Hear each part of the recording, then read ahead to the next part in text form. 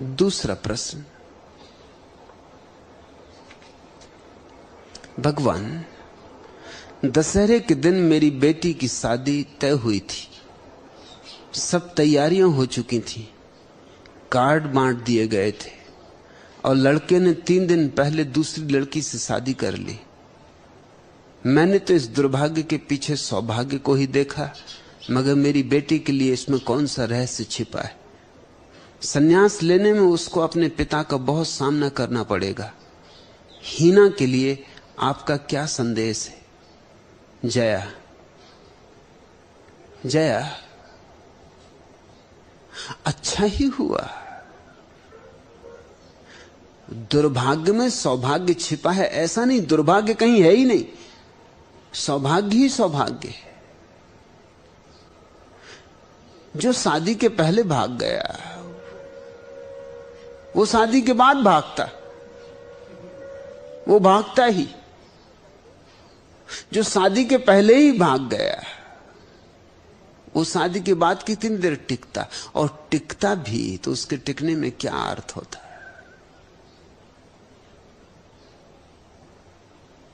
अच्छा हुआ, एकदम अच्छा हुआ। उत्सव मनाओ, उसको भी निमंत्रण कर लेना उत्सव में, क्योंकि उसके बिना यह सौभाग्य हीना का नहीं हो सकता था। जरा भी दुख न लेना, दुख की बात ही नहीं है।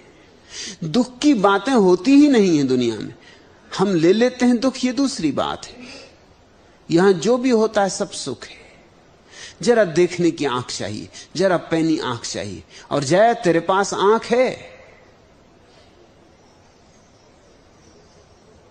और मैंने हीना को भी देखा, उसके पास भी बड़ी संभावना है। शायद सन्यास के बीच जो एक बाधा बन सकती थी वो हट गई। शायद ये सन्यास के लिए अवसर बना। अब हीना को चिंता नहीं करनी चाहिए कि पिताजी को क्या होगा। जब पिताजी को कार्ड बांट दिए, विवाह का इंतजाम कर लिया, ताजमहल होटल बुक कर ली, और लड़का भाग गया और कुछ ना हुआ, तो हीना के सन्यास से क्या हो जाएगा?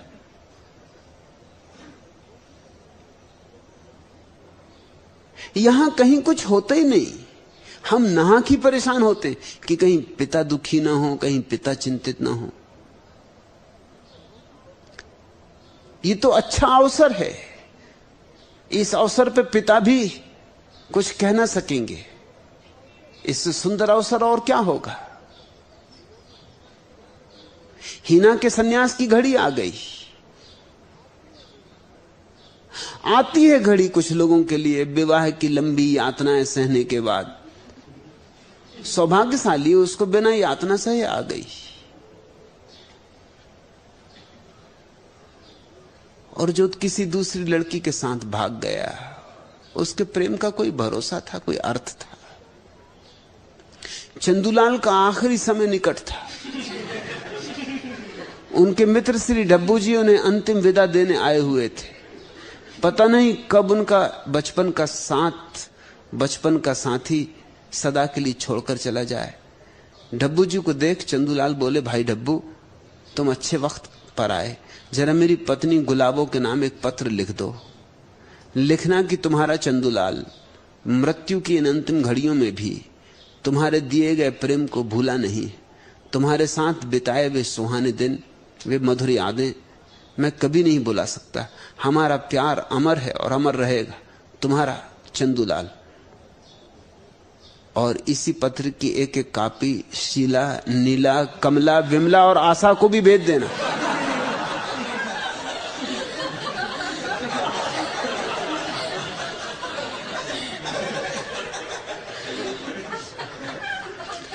अच्छा हुआ ही ना,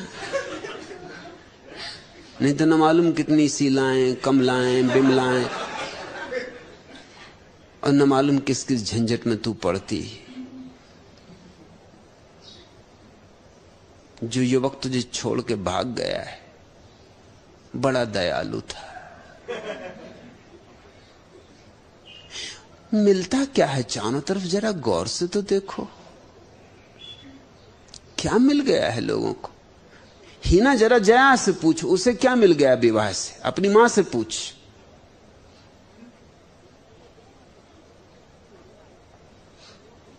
सिवाय उपद्रव के और क्या मिला है। जरा अपनी मां की जिंदगी देख। सन्यासिनी है इसलिए मस्त है सारे उपद्रवों के बीच, नाचती है गाती है, मगर उपद्रव तो है ही मौजूद। तुझे क्या मिल जाता, किसको क्या मिला है। विवाह उनके लिए है जिनके पास बुद्धि की प्रखरता नहीं। जैसे जिस छुरी में धार ना हो उसको पत्थर पर घिसना पड़ता धार देने के लिए, जिस बुद्धि में धार नहीं होती उसको विवाह के पत्थर पर घिस के धार देना पड़ता। मगर कई तो ऐसे बुद्धू हैं कि विवाहों में घिस घिस के भी उन पर धार नहीं आती। पत्थरों में धार आ जाती है घिसते घिसते, उनमें धार नहीं आती। डब्बू जी एक बस में यात्रा कर रहे थे। बस में बड़ी भीड़ थी, बहुत भीड़ थी। अतः उन्हें बैठने के लिए जगह नहीं मिली थी। बस खड़े खड़े ही यात्रा कर रहे थे। उनके आगे ही एक सुंदर आकर्षक और कोमलांगी युवती खड़ी हुई थी। अभी घर से पत्नी से पिट के आए थे, मगर लोग सीखते कहां। बस की भीड़ के कारण डब्बू बार बार उस नवयौवना से टकरा रहे थे जानबूझ के, और उन्हें कुछ आनंद भी आ रहा था उस महिला के संस्पर्श में। अंत में जब उस युवती ने देखा कि यह व्यक्ति तो उसे जानबूझकर धक्के मार रहा है, तो उसे बड़ा क्रोध आया और वह क्रोधित होकर बोली, इस तरह महिलाओं को धक्के मारते हुए शर्म नहीं आती? तुम इंसान हो या जानवर? इस पर डब्बू जी बोले, जी मैं इंसान और जानवर दोनों ही हूं। युवती तो बड़ी चौंकी। उसने आश्चर्य भरे स्वर में पूछा, इंसान हो यह तो समझ में आता, मगर जानवर कैसे? डब्बू जी मुस्कुराते हुए बोले, तू मेरी जान, मैं तेरा वर। अभी घर से पिट के आ रहे हैं।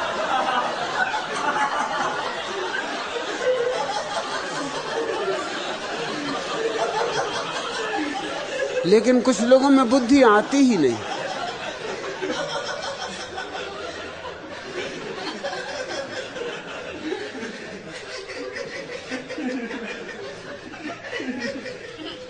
अच्छा हुआ ही ना सन्यास का मार्ग प्रशस्त हुआ, और ज्यादा देर मत कर सन्यास लेने में, अन्यथा पिताजी तेरे कोई दूसरा जानवर खोजेंगे।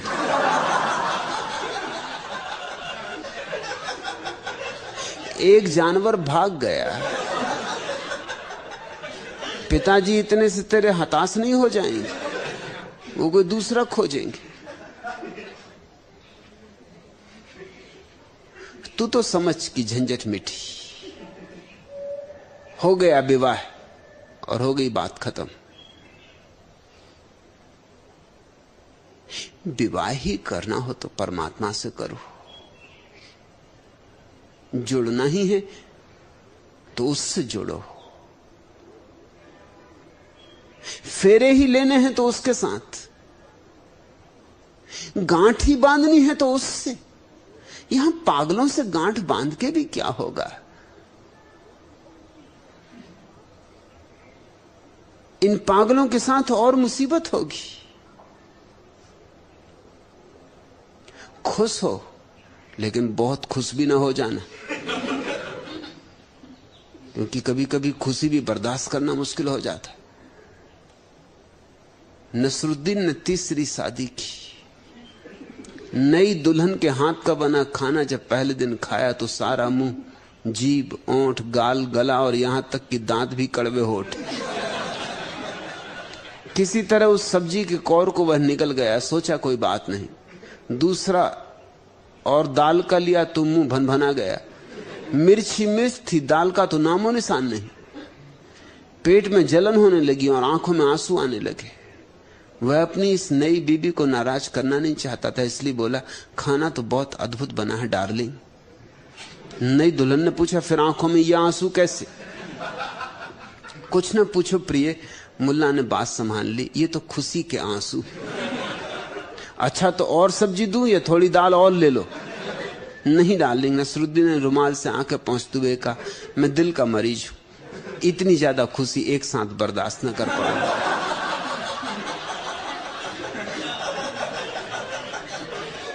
अच्छा हुआ ही ना, लोग आएंगे संवेदना प्रकट करने, हंसना, और तू उनसे संवेदना प्रकट करना कि दुखी हो तुम कि तुम्हारा जानवर न भागा।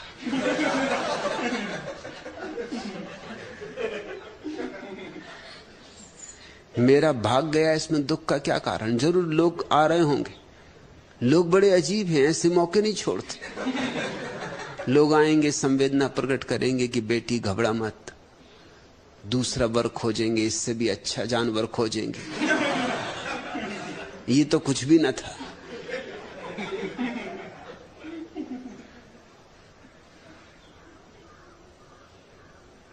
वो सोचेंगे कि बहुत बड़ी दुर्घटना घट गई तेरे ऊपर। तू हंसना और उनसे कहना कि कोई चिंता ना करे, मैं नहीं छूट पाती, शायद तेरे थोड़े लगाव थे उस युवक से, इसलिए तू छूट नहीं पाती उससे। वो युवक खुद ही भाग गया, उसका धन्यवाद कर। अपनी झगड़ालू बीबी से तंग आकर मुल्ला नसरुद्दीन ने एक दिन कहा, तुमसे विवाह करके मुसलमान होते हुए भी मुझे हिंदुओं के धर्म ग्रंथों में श्रद्धा उत्पन्न होने लगी। श्री रामचरितमानस में बाबा तुलसीदास ने सच ही कहा है, ढोर गमार शूद्र पशु नारी ये सब ताड़न के अधिकारी। रामायण की इस चौपाई में मेरी भी पूरी श्रद्धा है, गुलजान बोली, क्योंकि 5 चीजों में से मैं तो सिर्फ नारी ही हूं, बाकी 4 तो आप।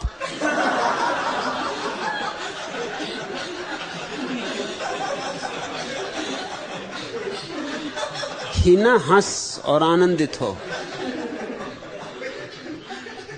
जान बची और लाखों पाए, लौट के बुद्धू घर को आए। वो ताजमहल और ताजमहल होटल की रंगीनियां और बाराती और मेहमान और फुलझड़ियां और फटाके, उन सब में तू भटक जाती। इतना हमें विवाह के लिए आयोजन क्यों करना पड़ता है? इतना शोर शराबा क्यों मचाना पड़ता है? वो जो विवाह की बेहूदगी है उसको छिपाने के लिए। वो जो विवाह ला रहा है कष्टों का एक लंबा सिलसिला, उसको भुलाने के लिए।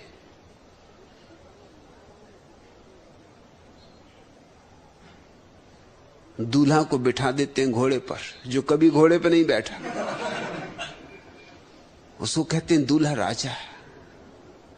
पहना देते हैं मोर मुकुट, कपड़े पहना देते हैं सम्राटों जैसे, फूल मालाओं से लाद देते। घोड़े पे बैठ के अकड़ के वो सोचता, आहा क्या जिंदगी शुरू हो रही।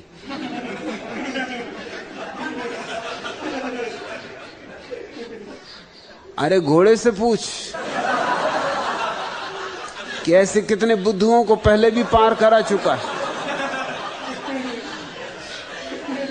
इसलिए तुमने देखा कि भारतीय फिल्में, शहनाई बजी, घोड़ा चला, बारात निकली, बैंड बाजे बजे, पंडित पुरोहित ने मालाएं पहनाई और एकदम से दी एंड हो जाता। क्यों एकदम शहनाई बजती है और फिर दी एंड, अंत आ जाता? उसका कारण है कि उसके बाद की कथा कहने योग्य नहीं। उसके बाद जो होता है उससे भगवान ही बचाए। जया, तू तो चिंतित नहीं है, मुझे पता है, लेकिन तेरी चिंता बेटी के लिए स्वाभाविक है। तू तो जीवन के अनुभव से सीखी है, परिपक्व हुई है। तुझे तो एक प्रौढ़ता मिली है, वही प्रौढ़ता तो तुझे मेरे पास ले आई है। उसी प्रौढ़ता ने तुझे सन्यास के जगत में प्रवेश दिलवाया। और दूसरों का सन्यास इतना कठिन नहीं है जितना जया का है, क्योंकि जया के पति सन्यास के दुश्मन है। इसका मतलब है कि कभी न कभी सन्यासी होंगे। दुश्मन है इसका मतलब मुझसे नाता जुड़ गया है, सोचते हैं मेरी, विचार करते हैं मेरी, गालियां देते मुझे। चलो गाली के बहाने, लेकिन मेरा नाम तो लेते हैं। उस नाम में खतरा है। ऐसे सोचते रहे तो नाम घर कर जाएगा। होंगे सन्यासी एक दिन, मगर जया को जितना कष्ट दिया जा सकता है, एक बार तो घर से ही निकाल दिया। तो कोई महीने 15 दिन जया आके आश्रम में रही, बिना कुछ लिए दिए घर से बाहर फेंक दिया कि अगर सन्यासी रहना तो इस घर में नहीं रह सकती। तो जया जानती है कष्ट, लेकिन जया उसके लिए भी राजी थी। तो तुम सोच सकती है हीना कि पति को छोड़ने को राजी थी तेरी मां, बच्चों को छोड़ने को राजी थी तेरी मां, जिनसे उसका बहुत प्रेम है, तुझे छोड़ने को राजी थी और तेरे लिए उसका बहुत लगाव है, लेकिन सन्यास छोड़ने को राजी नहीं थी। तो जो जिंदगी ने नहीं दिया है वो सन्यास ने दिया होगा। अच्छा हुआ तू सन्यासी बन। और जब जया को तेरे पिता नहीं हरा पाए तो तुझे क्या हराएंगे? थोड़े परेशान होंगे, शायद ना भी हो। शायद तेरा सन्यास उनके जीवन में भी रूपांतरण का कारण बन जाए। निमित्त क्या बन जाए कुछ कहा नहीं जा सकता। कौन सी छोटी सी बात निमित्त बन जाएगी। एक तिनका कहते हैं ऊंट को बिठा देता है। मनोबोझ था और ऊंट नहीं बैठा, और एक तिनका और ऊंट बैठ गया। बस उतने ही तिनके की कमी थी। हो सकता है तेरा सन्यास उनके जीवन में भी एक नया द्वार खोल दे, इसलिए भयभीत ना हो। और ध्यान रखना कि मेरा सन्यास प्रेम के विरोध में नहीं है, मेरा सन्यास जीवन के विरोध में नहीं है। सन्यास के बाद भी तेरे जीवन में अभी प्रेम उठे तो प्रेम को जीना कोई मनाही नहीं है। सन्यासी हो गई तो कभी तू प्रेम को न जी सकेगी, ऐसा नहीं। सन्यासी होने का अर्थ ही है कि अब हम पूरे प्रेम को जिएंगे, समग्रता से जिएंगे। लेकिन विवाह की भाषा में सोचो ही मत। अगर प्रेम की छाया की तरह विवाह घट जाए तो एक बात है, लेकिन यह आशा छोड़ दो कि विवाह के पीछे प्रेम चलेगा। विवाह के पीछे प्रेम नहीं चलता। विवाह से प्रेम का क्या संबंध है? प्रेम के पीछे विवाह चल सकता है, लेकिन इससे उल्टा नहीं होता। और हम इससे उल्टा ही करने में लगे। हम पहले विवाह करते हैं, हम सोचते हैं कि विवाह होगा फिर प्रेम होगा। बस हमने गाड़ी के पीछे बैल जोत दिए। अब न गाड़ी चलेगी न बैल चलेगी। बैल नहीं चल सकते गाड़ी की वजह से, क्योंकि गाड़ी आगे जुती। और गाड़ी कैसे चले? क्योंकि उसके आगे बैल नहीं। अब एक कलह शुरू हुई। बैल गाड़ी के आगे होने चाहिए तो गाड़ी चल सकती है। प्रेम सूत्र है, अगर उसके पीछे विवाह आ जाए तो ठीक, अनिवार्य भी नहीं है। प्रेम बिना विवाह के भी जिया जा सकता है। सच तो यह है, विवाह कुछ ना कुछ प्रेम में अड़चने डाल देता है, क्योंकि विवाह के साथ आती हैं अपेक्षाएं, विवाह के साथ आता है आग्रह, विवाह के साथ आता है एक दूसरे पर दावेदारी का रुख, विवाह के साथ आती है राजनीति कि कौन मालिक, कौन प्रमुख? पुरुष समझता है कि वो खास है, स्त्री में क्या रखा है? स्त्री तो नरक का द्वार है। और पुरुष समझता है वो बलशाली है, इसलिए स्त्री को दबाने की हर चेष्टा करता है, मालकियत जमाने की पूरी कोशिश करता है। उसी मालकियत जमाने में प्रेम मर जाता है। प्रेम तो फूल जैसी नाजुक चीज है, इस पे जोर से मुट्ठी बांधोगे मर जाएगा। और स्त्री भी पीछे नहीं है कुछ पुरुष से, वो उसकी अलग तरकीबें, उसके अपने सूक्ष्म रास्ते हैं पुरुष को झुकाने के। पुरुष के रास्ते थोड़े फूहड़ हैं, थोड़े स्थूल हैं, साफ दिखाई पड़ते। स्त्री के रास्ते सूक्ष्म हैं, स्थूल नहीं है, दिखाई भी नहीं पड़ते। और इसलिए अंततः स्त्रियां जीत जाती हैं, पुरुष हार जाते। देर लगती है स्त्री को जीतने में, लेकिन वो जीत जाती इसलिए कि उसके सूक्ष्म रास्तों के सामने पुरुष धीरे धीरे हारा हो जाता। उसकी समझ में नहीं आता मैं क्या करूं क्या ना करूं। पुरुष को गुस्सा आए तो स्त्री को मारता है, स्त्री को गुस्सा आए तो वो खुद का सिर दीवार से पीट लेती। अब जब स्त्री दीवार से सिर पीट ले तो पुरुष को पछतावा होता है कि मैंने झंझट क्यों खड़ी की, नाहक उसको इतना कष्ट दिया।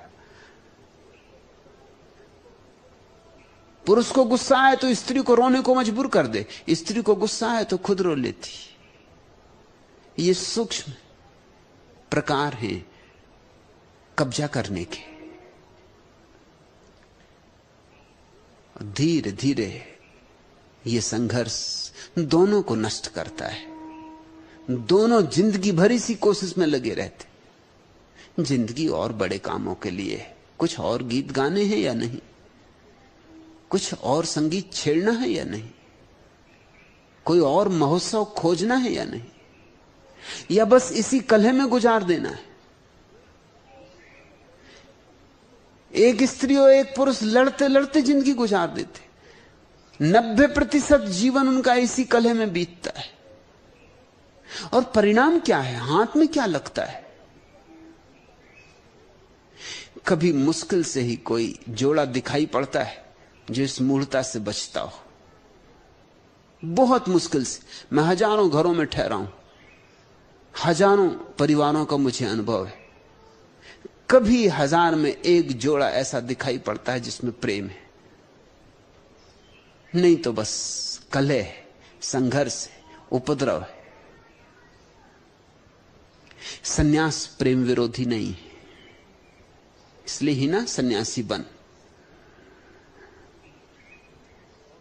और फिर तेरे जीवन में प्रेम उठे, और प्रेम उठी तब सकता है जब ध्यान गहरा हो।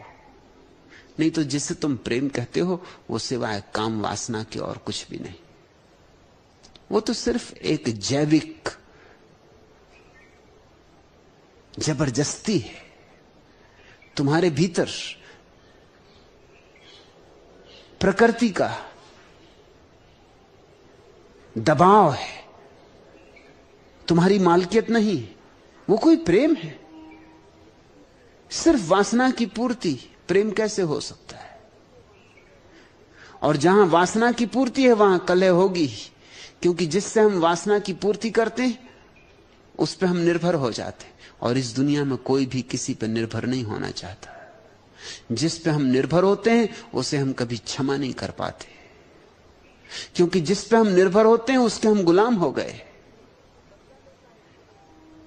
पति पत्नी से बदला लेता है इस गुलामी का, पत्नी पति से बदला लेती है इस गुलामी का। जहां वासना है वहां बदला होगा, और जहां वासना है वहां पश्चाताप भी होगा, क्योंकि वासना हीन तल की बात है। जीवन का सबसे निम्नतम जो तल है वही वासना का है। तो जब पुरुष किसी स्त्री की वासना में पड़ता है तो उसे ऐसा लगता है इसी दुष्ट ने मुझे इस हीन तल पर उतार दिया। तो जब उसे पश्चाताप होता है उसकी सारी जिम्मेवारी वो स्त्री पर थोपता है। इसलिए तो तुम्हारे ऋषि मुनि लिख गए कि स्त्री नरक का द्वार है। स्त्री नरक का द्वार नहीं है, न पुरुष नरक का द्वार है। कोई दूसरा तुम्हारे लिए नरक का द्वार है ही नहीं। तुम ही अपने लिए नरक का द्वार बन सकते हो या स्वर्ग का द्वार बन सकते हो। और जब स्त्री देखती कि पति के कारण उसे वासना में उतरना पड़ता है, और स्त्रियां ज्यादा देखती हैं, क्योंकि स्त्री की वासना निष्क्रिय वासना है, पुरुष की वासना सक्रिय वासना है। इसलिए तो पुरुष बलात्कार कर सकता है, स्त्री बलात्कार नहीं कर सकती। उसकी वासना निष्क्रिय वासना है। चूंकि उसकी वासना निष्क्रिय है, इसलिए पुरुष जब तक उसको उकसाए ना, भड़काए ना, तब तक उसकी वासना सोई रहती। तो स्वभावतः स्त्री को ज्यादा लगता है कि इस पुरुष के कारण मुझे वासना में उतरना पड़ता। मुझे कितनी स्त्रियों ने नहीं कहा है कि हम कब छूटेंगे इस क्षुद्रता से, इस देह की दौड़ कब बंद होगी, क्योंकि पति को तो तृप्ति ही नहीं है और पति की मांग मिटती ही नहीं है, और पति के कारण हमें बार बार इस गर्त में उतरना पड़ता है। कब छुटकारा होगा? स्त्री को कठिनाई ज्यादा होती और पश्चाताप भी ज्यादा होता है। इसलिए कोई स्त्री अपने पति को आदर नहीं कर सकती। किसी ऐरे गहरे नत्थु खैरे को आदर कर सकती, आ जाए कोई मुनि महाराज गांव में, उनको आदर कर सकती। कोई महात्मा, कोई बाबा, कोई भी किसी को भी आदर कर सकती, मगर अपने पति को नहीं कर सकती। हालांकि कहती है औपचारिक रूप से कि पति परमात्मा, मगर वो कहने की बातें, जानती तो यह है कि ये पति के कारण ही मैं बार बार नीचे उतारी जा रही हूं। अगर ये पति से छुटकारा हो जाता, अगर ये पति की वासना मिट जाती, तो मैं भी ऊपर उड़ सकती, मेरे भी पंख लग सकते। स्त्री बहुत पछताती, और पछताएगी तो जिम्मेवार पति को ठहराएगी। इसलिए फिर अनजाना क्रोध भड़केगा, 24 घंटे परेशानी रहेगी, और ये सब अचेतन होगा। ये चेतन में हो तो तुम समझ भी जाओ, ये अचेतन तल पर हो रहा है, इसलिए इसकी साफ साफ तुम्हें पकड़ भी नहीं आती। धुंधला धुंधला सा समझ में आता है, स्पष्ट कभी नहीं हो पाता कि ये खेल क्या है, ये गणित क्या है। और जब स्त्री बचना चाहती पति से, इसकी वासना से, तो स्वभावतः पति की वासना सक्रिय, वह आसपास की स्त्रियों में उत्सुक होने लगता है। फिर एक दूसरा उपद्रव शुरू होता है, फिर ईर्ष्या का और जलन का और वैमनस्य का उपद्रव शुरू होता है। फिर पत्नी अगर पति की वासना में सहयोगी भी होती है तो सिर्फ इसलिए कि कहीं वो किसी और स्त्री में उत्सुक ना हो जाए। मगर ये कोई प्रेम है? ये तो व्यवसाय हुआ, वेश्यागिरी हुई। ये ग्राहक कहीं किसी और दुकान पर ना चला जाए, इस ग्राहक को बचाने का उपाय हुआ। और जहां प्रेम नहीं है, वहां ये ग्राहक कितने दिन टिकेगा? ये ग्राहक